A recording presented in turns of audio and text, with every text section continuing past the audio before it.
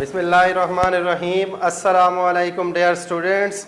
जैसा कि आपको पता है हमने स्टार्ट किया हुआ है एफएससी पार्ट 1 केमिस्ट्री को। हमने चैप्टर 1 से स्टार्ट लिया था, बेसिक कंसेप्ट से। तो आज हमारा टॉपिक है जिसको हमने डिस्कस करना है, स्टडी करना है, मैस स्पेक्ट्रोमीट्री। किस चीज़ को हमने स्टडी करना है? मैस स्पेक्ट्रोमीट्री को। फर्स्ट ऑफ ऑल हमने डेफिनेशन करनी है मैस स्पेक्ट्रोमीट्री की। उसके बाद हमने मैस स्पेक्ट्रोमीट्री का प्रिंसिपल देखना है और उसके बाद हमने स्टेप्स देखने हैं जो कि इन्वॉल्व होते हैं इन मैस स्पेक्ट्रोमीट्री, और उसके बाद हमने उसकी कंस्ट्रक्शन देखनी है और फर्दर इसके बारे में हमने डिस्कस करना है। तो आइए हम स्टार्ट करते हैं। मैस स्पेक्ट्रोमीट्री जो है वो हमारे पास क्या होती है? तो mass spectrometry class 11th chemistry chapter 1 basic concept mass spectrometry में हमारे पास है। First of all definition of mass spectrometry. Definition हमारे पास है कि mass spectrometry is analytical technique. तो मैस स्पेक्ट्रोमीट्री जो है बेसिकली ये एक एनालिटिकल टेक्निक है जिसमें हम according to first year syllabus दो चीज़ों के बारे में स्टडी करते हैं, और वो है हमारे पास exact message of the isotopes of an element और रिलेटिव अबंडेंस। दो चीज़ों के बारे में क्या करते हैं? स्टडी करते हैं। मतलब कि मैस स्पेक्ट्रोमीट्री एक एनालिटिकल टेक्निक है जिसमें हम exact message of the isotopes को फाइंड आउट करते हैं और हम रिलेटिव अबंडेंस को फाइंड आउट करते हैं। अगर हम फर्दर हायर क्लासेस की बात करें तो मैस स्पेक्ट्रोमीट्री जो है इसको यूज़ किया जाता है molecular mass of the compound मालूम करने के लिए। किस चीज़ को? Molecular mass of the compound, molecular mass of a compound और मॉलिक्यूलर स्ट्रक्चर। ये हायर क्लासेस की बातें हैं, लेकिन हमारे सिलेबस की जो बात है, mass spectrometry is an analytical technique which is used to measure exact message of isotopes of an element. Exact message of the isotopes मतलब कि आपके पास आइसोटोप्स के एग्जैक्ट मैसेज को मालूम करने के लिए, और दूसरा रिलेटिव अबंडेंस को। इस चीज को रिलेटिव अबंडेंस को या natural abundance of the isotope. ये दो स्टेप्स जो हैं हम स्टडी करते हैं according to first year syllabus. किस चीज़ में? मैस स्पेक्ट्रोमीट्री में। और अगर हायर क्लासेस की बात करें तो हम इन चारों चीज़ों के बारे में क्या करते हैं जी? मैस स्पेक्ट्रोमीट्री में स्टडी करते हैं।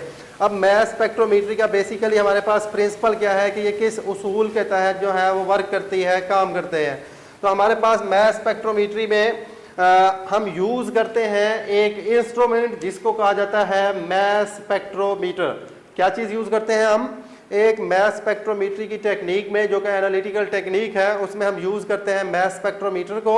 और मैस स्पेक्ट्रोमीटर किस उसूल के तहत काम करता है उसको हमने देखना है कि मैस स्पेक्ट्रोमीटर का प्रिंसिपल क्या है। मैस स्पेक्ट्रोमीटर का प्रिंसिपल है कि in mass spectrometer a substance is first वोलेटिलाइज्ड।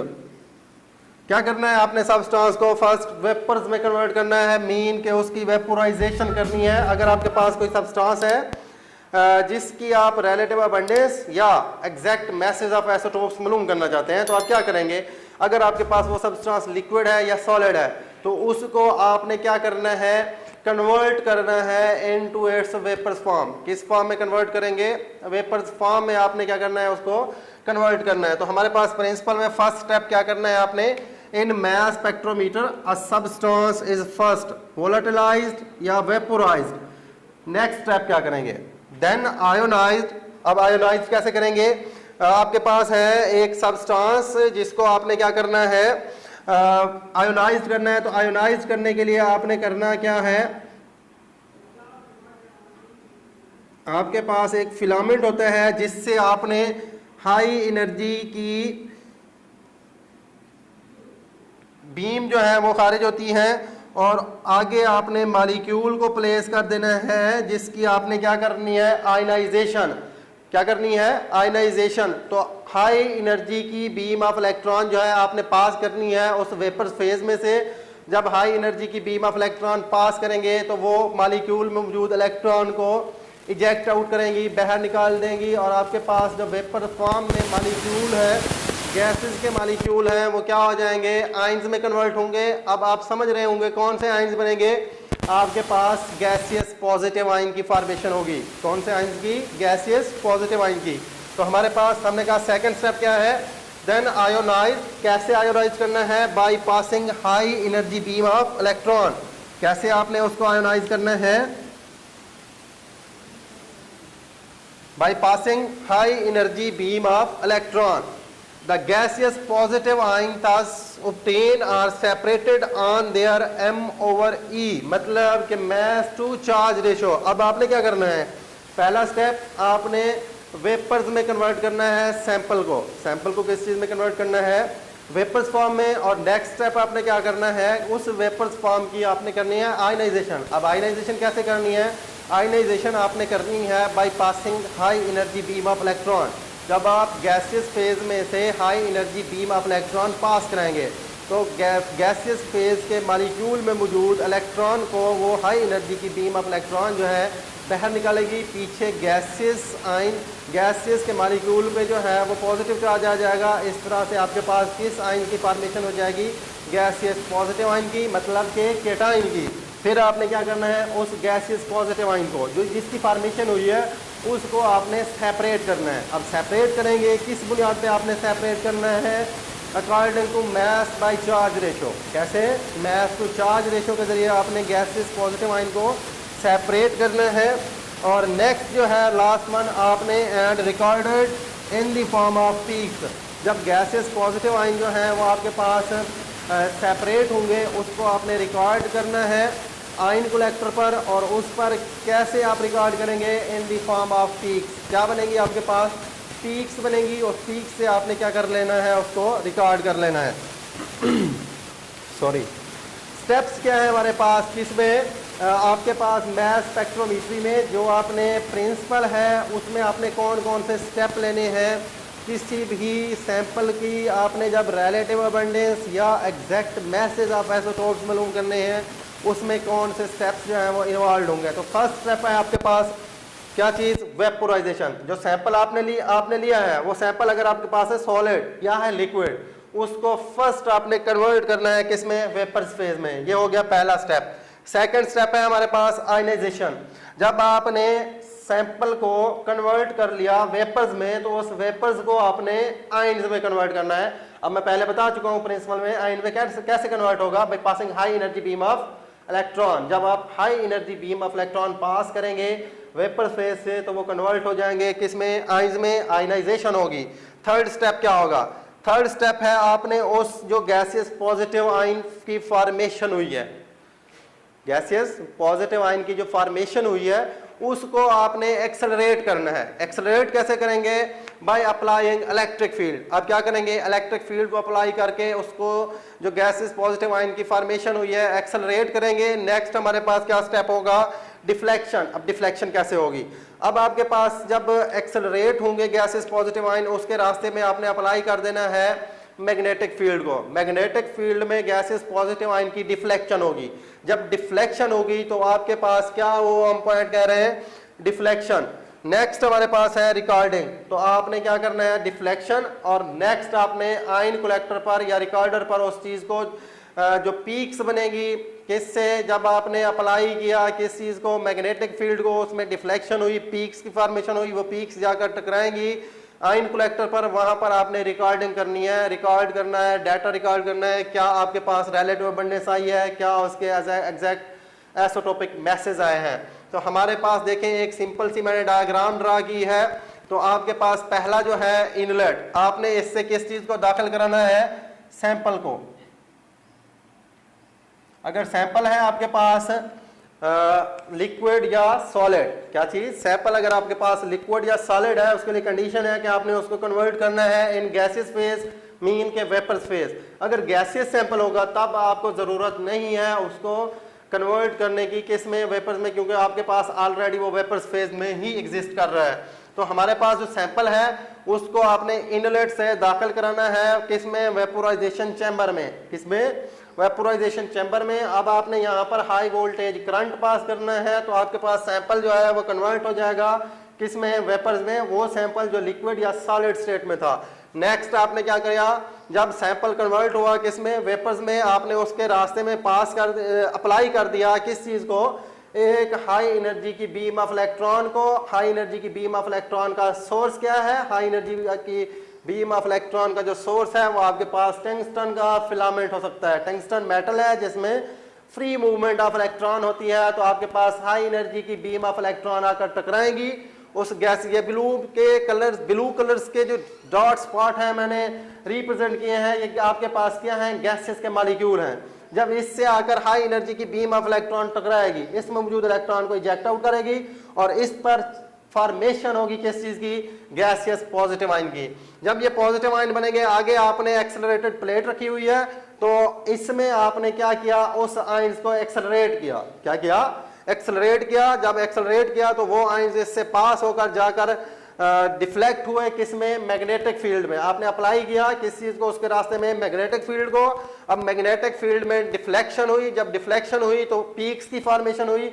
वो पीक्स जाकर स्ट्राइक की, टकराई किससे, रिकॉर्डर से। अब रिकॉर्डर पर आपने क्या करना है, किस चीज की फॉर्मेशन होगी, जब आपके पास वो जो पीक्स हैं आकर स्ट्राइक करेंगी रिकॉर्डर से, आपके पास फॉर्मेशन होगी मैस स्पेक्ट्रम की। किस चीज की फॉर्मेशन हो रही है, मैस स्पेक्ट्रम की। अब हमारे पास मैस स्पेक्ट्रम क्या होता है, हम देखते हैं कि mass spectrum is a plot of data. क्या है, मैस स्पेक्ट्रम जो है एक प्लॉट ऑफ डाटा है in such a way that m/e ratio of isotopes, जिसमें mass to charge ratio of the isotopes, mess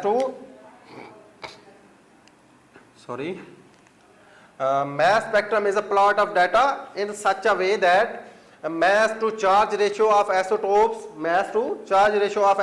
of an element are taken on x-axis abscissa। आपने mass to charge ratio जो है कहां पर लेनी है, x access abscissa पर, और आपने जो relative abundance है उसको लेना है along y एक्सेस। कहां पर लेना है, along y एक्सेस। तो आपके पास किस चीज की फॉर्मेशन होगी, एक स्पेक्ट्रोग्राफ की। वो स्पेक्ट्रोग्राफ हम रिप्रेजेंट करते हैं, एग्जांपल में लेकर आ रहे हैं दो मैस स्पेक्ट्रोग्राफ। एक हमारे पास है मैस स्पेक्ट्रोग्राफ ऑफ नियोन और दूसरा है मैस स्पेक्ट्रोग्राफ ऑफ क्लोरीन। अब नियोन के लिए आपने जब मैस स्पेक्ट्रोग्राफ ड्रा किया तो आपके पास है m/e जो charge, mass to charge ratio है वो आपने ली हुई है अलोंग x एक्सिस abscissa, और आपने रिलेटिव अबंडेंस जो है वो ली हुई है अलोंग y एक्सिस। तो अब आपके पास क्या हुआ, तीन तरह की पीक्स क्रिएट हुई, पैदा हुई। कैसे, आपके पास फर्स्ट जो पीक है वो उसमें आपके पास रिलेटिव अबंडेंस जो आ रही है 90.92%। कितना आ रही है, 90.92%। नेक्स्ट है आपके पास ये होता है किस चीज के लिए, नियोन 2010 के लिए। नेक्स्ट है आपके पास नियोन 2110 के लिए, और नेक्स्ट है नियोन 2210 के लिए। अब आपके पास देखें कितनी पीक्स की फॉर्मेशन हुई, 3 की। अब 3 में पहली जो पीक है वो है नियोन 20 की, सेकंड जो है नियोन 21 की, और थर्ड जो है नियोन 22 की। अब आपके पास जो पीक्स है वो रिप्रेजेंट कर रही है उसकी रिलेटिव अबंडेंस को। तो अब आप क्या समझे कि आपके पास किसकी रिलेटिव अबंडेंस जो है ज्यादा है, वो फर्स्ट वन की है, फर्स्ट पीक। आपके पास किस चीज की रिलेटिव अबंडेंस ज्यादा, कि मतलब कौन सा नियोन का आइसोटोप जो है वो ज्यादा मिकदार में एग्जिस्ट करता है, तो वो है नियोन 20, और उसकी रिलेटिव अबंडेंस क्या है, नेचुरल अबंडेंस 90.92%। और नियोन 21 की कितना है, 0.25%। जबकि नियोन 22 की पीक से रिलेटिव अबंडेंस जो मालूम की गई वो कितना है, 8.82%। कितना, 8.82%। इसी तरह हम बात करते हैं क्लोरीन के दो आइसोटोप्स जिसमें दो पीक्स क्रिएट होती हैं। एक है आपके पास 75.53% की पीक्स और दूसरी है 24.47% की पीक्स। तो आपके पास क्लोरीन 3517 जो है वो आपके पास 75.53% की रिलेटिव अबंडेंस के साथ ज्यादा नेचुरली एग्जिस्ट करता है। ये हमारे पास दो मैस स्पेक्ट्रोग्राफ थे जिसके हमने एग्जांपल से इसको वाजे किया है कि आपके पास जो आइसोटोप्स हैं उसकी रिलेटिव अबंडेंस क्या होगी, कितना होगी। अब हमारे पास है यहाँ पर बात जो है वो खत्म हो रही है किस चीज के हवाले से, मैस स्पेक्ट्रोमीट्री के हवाले से, कि मैस स्पेक्ट्रोमीट्री टेक्निक है जिसमें आप क्या करते हैं, रिलेटिव अबंडेंस को फाइंड आउट करते हैं, एग्जैक्ट मैसेज ऑफ आइसोटोप्स को फाइंड आउट करते हैं। उसके लिए स्टेप्स क्या हैं, स्टेप्स में मैंने आपको स्टेप्स भी बता दिए हैं, 5 स्टेप हमने लिए। उसका हमने सिंपल से डायग्राम के जरिए भी बता दिया है कि आपने मैस स्पेक्ट्रोमीट्री में बेसिकली करना क्या है। नेक्स्ट हमने मैस स्पेक्ट्रम के बारे में भी पढ़ा है कि जब आपके पास रिकॉर्डर पर मैस स्पेक्ट्रम की फॉर्मेशन होती है तो मैस स्पेक्ट्रम बेसिकली होता क्या है उसके बारे में हमने पढ़ा। और हमने दो मैस स्पेक्ट्रोग्राफ भी ड्रा किए हैं, मैस स्पेक्ट्रम ऑफ नियोन और मैस स्पेक्ट्रम ऑफ क्लोरीन। अब हमारे पास मैस स्पेक्ट्रोमीट्री में जिस चीज को हम यूज करते हैं, मतलब कि मैस स्पेक्ट्रोमीटर को यूज करते हैं, किस चीज को, मैस स्पेक्ट्रोमीटर को। तो मैस स्पेक्ट्रोमीटर एक इंस्ट्रूमेंट है जो यूज किया जाता है किस में, एनालिटिकल टेक्निक मैस स्पेक्ट्रोमीट्री में। अब मैस स्पेक्ट्रोमीटर की बेसिकली डेफिनेशन क्या है, तो आइए हम देखते हैं कि मैस स्पेक्ट्रोमीटर क्या होता है हमारे पास। मैस स्पेक्ट्रोमीटर की डेफिनेशन है हमारे पास एन इंस्ट्रूमेंट। मैस स्पेक्ट्रोमीटर क्या है, an instrument which is use to measure. हमने बात की है मैस स्पेक्ट्रोमीट्री की, उसमें हमने बात की exact message of isotopes of an element. पहली बात exact message of isotopes of an element. दूसरी बात relative abundance of the isotope. मतलब कि इसमें इंस्ट्रूमेंट यूज किया तो साफ जाहिर है कि हमने डिटरमाइन भी इन्हीं दो को करना है। तो वही हमारे पास इंस्ट्रूमेंट क्या है, मैस स्पेक्ट्रोमीटर, और उसमें हम डिटरमाइन कर रहे हैं an instrument which is use to measure exact message of isotopes. पहला पॉइंट वही वाली बात आ गई, एग्जैक्ट मैसेज ऑफ आइसोटोप्स। और दूसरा अलोंग देयर रिलेटिव अबंडेंस। और दूसरा आपने किस चीज को फाइंड आउट करना है, रिलेटिव अबंडेंस को। जबकि हमने दो और बातें की हैं, मॉलिक्यूलर स्ट्रक्चर और मॉलिक्यूलर मैस ऑफ कंपाउंड के हवाले से, वो हायर क्लासेस की बात है। अब हम फोकस करेंगे जितना हमारे सिलेबस में बात है। तो mass spectrometer is an instrument which is used to measure the exact relative abundance of the isotopes and exact message of the isotopes. किस चीज को, दो चीजों को मेजर करने के लिए, कौन कौन सी, exact message of isotopes of the element and relative abundance. तो अब हमारे पास है कि मैस स्पेक्ट्रोमीटर जो हम मैस स्पेक्ट्रोमीट्री में यूज करते हैं, क्या चीज, मैस स्पेक्ट्रोमीटर जो हम मैस स्पेक्ट्रोमीट्री में यूज कर रहे हैं उसकी टाइप्स कितना है। तो हमारे पास मैस स्पेक्ट्रोमीटर की बेसिकली तीन टाइप्स हैं। वो तीन टाइप्स में हमारे पास फर्स्ट जो है ऑस्टन्स मैस स्पेक्ट्रोमीटर, उसको ऑस्टन्स मैस स्पेक्ट्रोग्राफ भी कह सकते हैं। तो ऑस्टन मैस स्पेक्ट्रोमीटर जो है हमारे पास वो क्या होता है, आइए हम उसको भी देखते हैं। ऑस्टन मैस स्पेक्ट्रोमीटर जो है was first introduced by F.W. Aston in 1919। कब इसने इंट्रोड्यूस कराया था, 1919 में। किसने, F.W. ऑस्टन ने। अब F.W. ऑस्टन ने जब मैस स्पेक्ट्रोग्राफ को इंट्रोड्यूस कराया तो उसने क्या कैपेबिलिटी की, क्या एबिलिटी की, उसके ज़रिए से आप किस चीज़ को डिटरमाइन कर सकते थे, मेजर कर सकते थे। तो हमारे पास है कि Aston mass spectrometer was design to identify the isotopes of an element on the basis of their atomic masses. इस बुनियाद पर, एटॉमिक मैसेज की बुनियाद पर रिलेटिव अबंडेंस को या मैसेज ऑफ आइसोटोप्स को मालूम किया गया, किसमें, ऑस्टन मैस स्पेक्ट्रोमीटर में। किसमें, ऑस्टन मैस स्पेक्ट्रोमीटर में। और later on he was awarded with Nobel prize in 1922। इस बुनियाद पर मैस स्पेक्ट्रोमीटर से आइसोटोप्स की एग्जैक्ट मैसेज को मालूम करने की वजह से और रिलेटिव अबंडेंस को मालूम करने की वजह से ये J.J. थॉमसन और 10 अदर साइंटिस्ट थे जिसको नोबेल प्राइज़ दिया गया, जिनमें आपके पास F.W. ऑस्टन भी शामिल था। इसको नोबेल प्राइज़ कब दिया गया, 1922 में। अब नेक्स्ट है हमारे पास दूसरी टाइप, डेम्पस्टर मैस स्पेक्ट्रोग्राफ या मैस स्पेक्ट्रोमीटर। अब डेम्पस्टर जो है इसने इंट्रोड्यूस कराया था, इंट्रोड्यूस बाय A.J. डेम्पस्टर इन 1918। कब इसने इंट्रोड्यूस कराया था इसने मैस स्पेक्ट्रोग्राफ को, 1918 में। और इसकी बुनियाद क्या थी, एग्जैक्ट मैसेज या रिलेटिव अबंडेंस को फाइंड आउट करने के लिए क्या इसने रखा था, for identification of isotopes of an element which available in solid state. किसकी इसने, आपने डेम्पस्टर मैस स्पेक्ट्रोमीटर के जरिए आप किस चीज़ की रिलेटिव अबंडेंस या एग्जैक्ट मैसेज ऑफ आइसोटोप्स को फाइंड आउट कर सकते हैं। वो है आपके पास जो सैंपल हो, किसमें, सॉलिड स्टेट में। सॉलिड स्टेट में मौजूद सैंपल की आप क्या चीज़ फाइंड आउट कर सकते हैं, एग्जैक्ट मैसेज ऑफ आइसोटोप्स भी फाइंड आउट कर सकते हैं और रिलेटिव अबंडेंस भी फाइंड आउट कर सकते हैं।